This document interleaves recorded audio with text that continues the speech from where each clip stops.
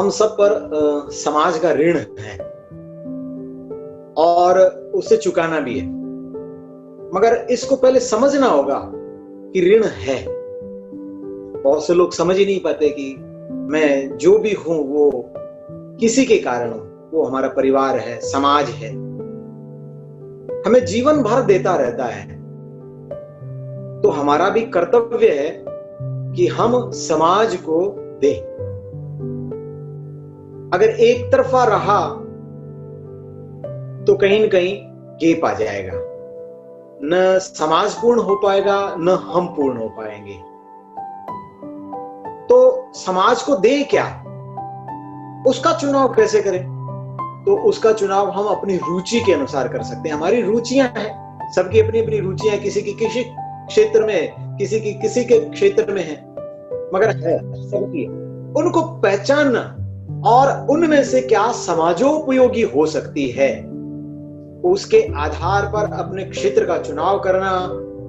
और समय तो लगाना पड़ेगा।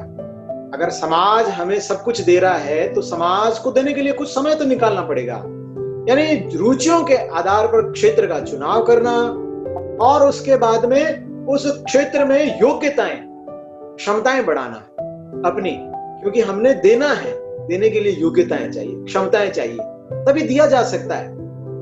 अपने जीवन को भी उसके अनुकूल बनाना, अपनी क्षमताएं बढ़ाना, योग्यताएं बढ़ाना, शक्तियां अर्जित करना और उस क्षेत्र में देने का प्रयास करना। निश्चित रूप से मैं ये विश्वास रखता हूं, अगर सही चुनाव होता है और सही प्रयास होता है इस प्रकार का, तो हमारा जो कॉन्फिडेंस लेवल है खुद का, वो बहुत बढ़ेगा और हमें एक संतोष मिलेगा जो हम देंगे उसके आधार पर।